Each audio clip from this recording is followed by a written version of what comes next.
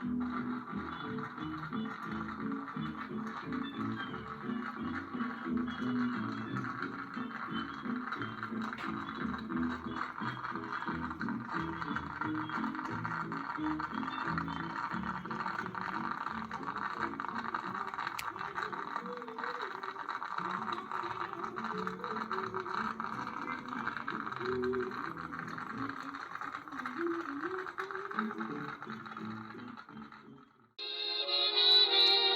an old curiosity shop.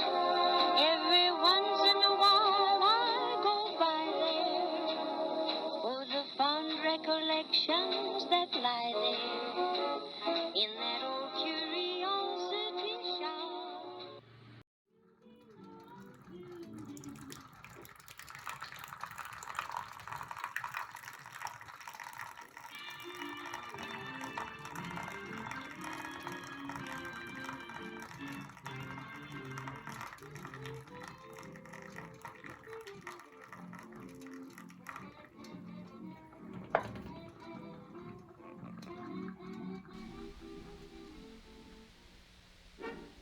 Well, good morning, everyone. Happy Easter weekend. I'm Scott from the Old Curiosity Shop, and today we're going to talk about kitchens. Well, you can see my coffee has already percolated, and I'm sitting here in the front parlor relaxing. Let's take a look at some kitchens, but not just any kitchen. Oh, I'm getting ahead of myself. A few days ago, I posted a little episode showing you some wallpaper border. And I want to thank you so much for watching and for commenting. I read everybody's comments, and I really appreciate you participating. I asked for your opinions, and you gave them. Now, let's do some review. And I thought the best thing to do would be to produce a video and talk a little bit more about kitchens of the 1920s, 30s, and 40s, and maybe how they're slightly different, well, more than slightly different from the kitchens of today. We're going to look at lots of photographs, actually illustrations from period magazines, and I'm going to address some of your questions, comments, and concerns and criticisms in this video.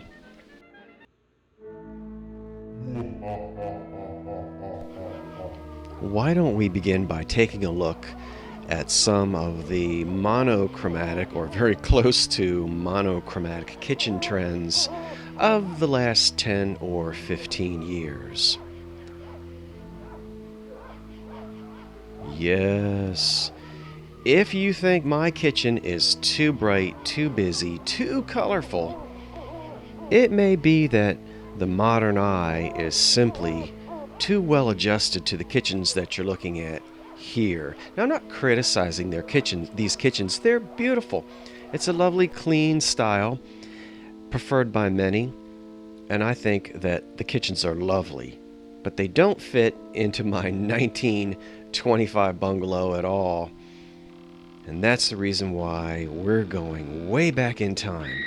So let's do that now. We'll turn the page and get ready for a splash of color.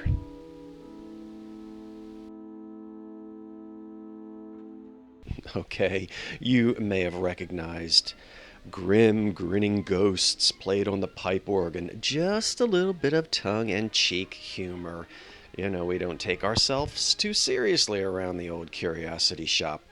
Let's look at the box, or boxes. Here, look, this is the wallpaper border that I have. Let's take a look at what it says on the back. Doro wall borders will beautify and add color to your painted walls. They will give luster and sparkle to your living room, dining room, kitchen, bath, bedroom, or any other room in your house. Doro wall borders will decorate your cabinets, bathroom mirrors, hat boxes, and numerous other articles. And this particular box of wallpaper border does date to the 1940s. Okay, now look at a couple other wallpaper borders. Here is another example from the 1940s, which you can look at. Very colorful. And yet another one, very much influenced by the Fiesta colors, the Homer Laughlin pottery, as well as others. And then finally, here's an example of the wallpaper border that I've got in a slightly different choice of colors, as you can see. Oh my goodness, hold on to your chrome-plated percolator and don't spill anything on your Congolium rug. Look at the colors. By the way, you will see some writings on some of the pictures here. I snatched them all off of the internet. Okay, the color scheme here is somewhat what I was using as the inspiration in my kitchen. You will see the cabinets here very much like the ones in my kitchen. Green, cream. These have a little pinstripe of red around them. The door frames are painted green. The breakfast nook, love that. Look at that red floor. Some of you were worried about adding red. It'll be too busy. It won't match. No. Very appropriate for this time period. Again, our eyes today are not used to this, but it was typical for that era. Love the sink too, and there's always, see that little stool, the little wooden stool under the sink? There's always a little kitchen stool tucked in there somewhere. Next photograph, please. Check out this color scheme, also circa 1930. You'll notice the two-tone cabinets. There's that red and white checkered floor. And the kitchen stool, I love it. Good heavens, Miss Sakimoto, that is a busy floor. Well, Congolium called them rugs. There was a type of floor covering called a Congolium rug. And, of course, linoleum. Hey, look, notice you've got a green stove and a white sink. Aha! So, kitchen appliances didn't always match. Now, way in the back is a Hoosier-type cabinet, right? Hoosier in parentheses, because it could have been made by Sellers or Keystone. And then just to the left of it, you'll see another tall, skinny cabinet. You could buy the Hoosier cabinet, yeah, and then you could buy attachments, which would just stand on the floor on either side. Here we only have one unit to the left because there appears to be a basement or a closet door on the right. I love that kitchen. Now, of course, the other thing I want everybody to really pay attention to is the variety of colors. Not as much color on the walls here, but look up at the ceiling. You've got a wallpaper border. And notice it goes all the way to the top of the wall, and it touches the ceiling. There's also a hint of a chair rail there and a different color below, so we see that it was done. Colorful floor. Very inviting kitchen. Oh my, look at this. They even have a Windsor chair. Do you see it down there on the right-hand side? In green. We've got cream-colored cabinets. Oh my, a green sink and a gray stove. Wow. Again, the appliances are not the same color. It even looks like we have maybe a little bit of blue on the walls. And there's that little kitchen stool again.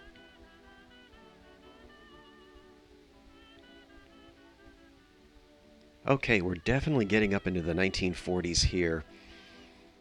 Zoom in. Way up at the top, look at that adorable wallpaper border.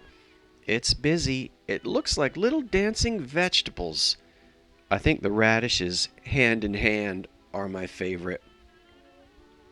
You'll also notice that the kitchens are now fully fitted, right? Lots of cabinet space all around. And not as creative with the colors, but still vibrant and beautiful. That's the 40s. Now, back into the 30s, cream and green.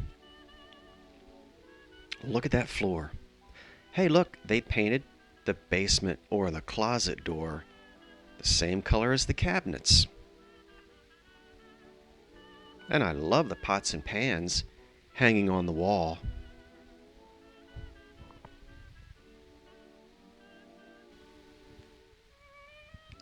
Now, if I had painted my cabinets above and below two different colors, you would have thought I was nuts. Look, not only do we have wallpaper, but we've got blue cabinets above, yellow cabinets below. Cheerful, bright, colorful. Remember, the housewives were stuck in these kitchens almost all day. Things sure have changed. Again here, yellow cabinets. Look at that blue and black floor. And sort of a pinkish, almost salmon color wallpaper. You can see now that we're really moving definitely into the 1940s, and we may be even scratching on the early 50s just a little bit, but kitchens still very cheerful, vibrant places to be. One of the main concerns was that perhaps I was adding too much color or the kitchen would just be too busy. Well, take a look at this. It certainly isn't gray, gray, gray. You'll notice we've got green, yellow, red, white, black, chrome. Wow. I love it. So I think we'll be okay with a touch of red in my 1920s, 30s, 40s inspired kitchen. Love that Art Deco floor.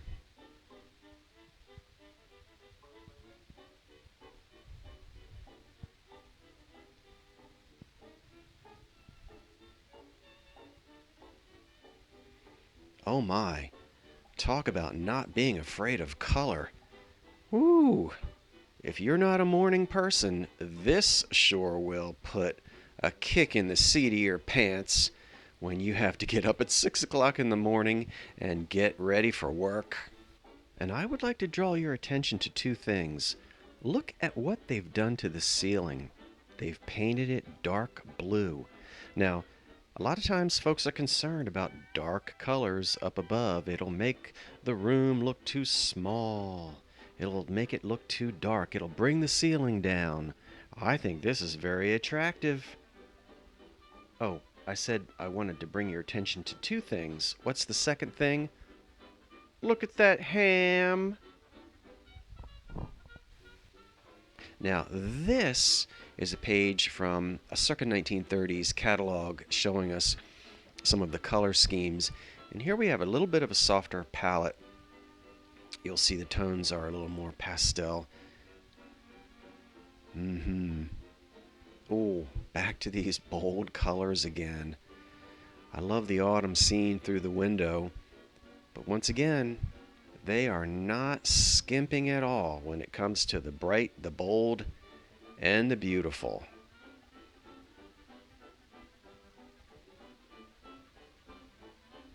And you just thought that pink and black was a product of the 1950s, thank you, Mamie Eisenhower. Well, we had pink and black in the 30s, even in bathrooms. And of course, kitchens. Look at the crib.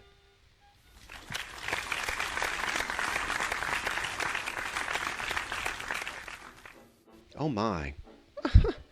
Black and white floor, red, yellow, white. I'm telling you, there really weren't very many rules, were there? Just do what you want. Feel free. Make it as colorful and vibrant and as inviting as possible. And this is very pleasant.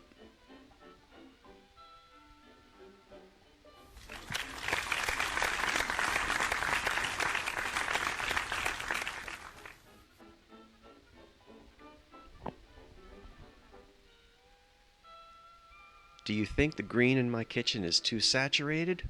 Looky here. And it almost looks like they have a pink sink. Wow, look at that red floor.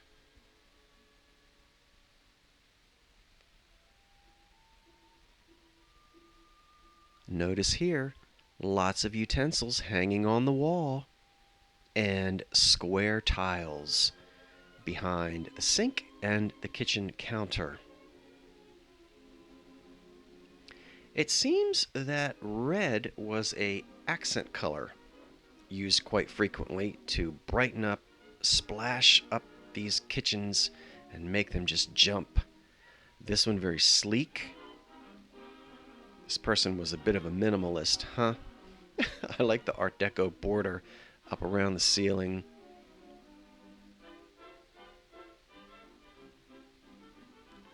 Hey, look at the wallpaper border. I love that toaster. That's a pretty kitchen. Again, we have another wallpaper border here in blue. And then there's red, and the floor is a different color. Wow.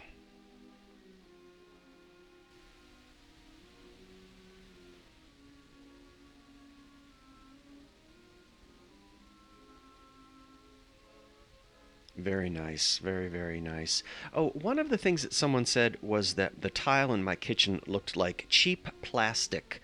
Well, it's actually glazed ceramic tile. I don't know how long it's been there, but it doesn't really look like cheap plastic to me. Hey, look in this kitchen over the... Is that a mangle sitting there? Anyway, you will see square tiles there. Now, that could have been... they might not be ceramic. Sometimes it was printed on linoleum. Not really sure. But you do see square white tiles there on the left. Oh, I like the Venetian blinds on the kitchen door. That's kind of neat.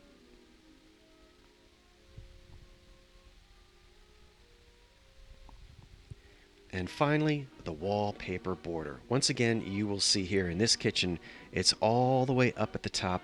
And guess where I'm going to put mine? I think you figured it out, but you'll have to just wait.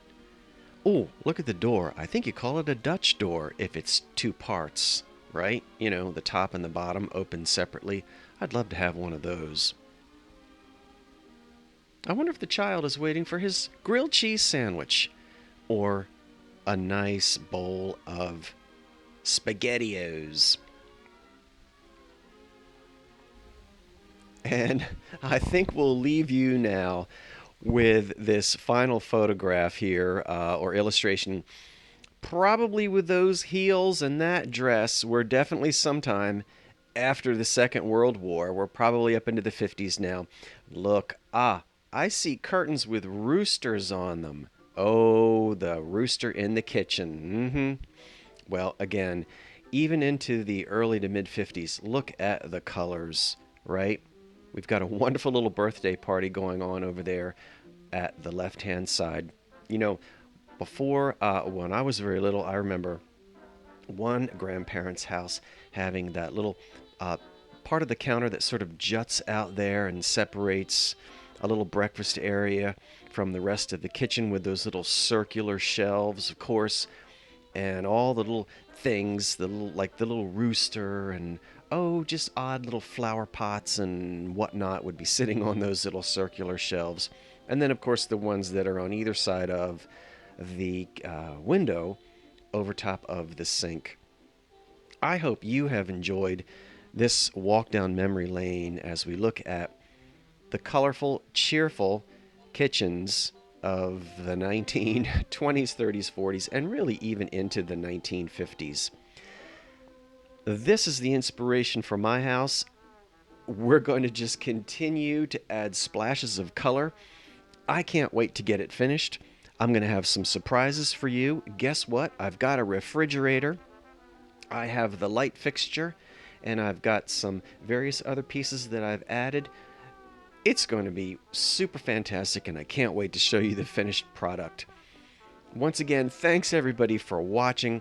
I appreciate your comments, your questions, and we'll see you in the next episode of the Old Curiosity Shop. Now, I don't know about you, but I'm ready to get into the kitchen and whip up something because it's lunchtime here. Have a great Easter Sunday tomorrow, everyone, and I'll see you next week. Until then, I'm Scott from the Old Curiosity Shop saying don't be afraid of color. Wait for the cat. And so long for now.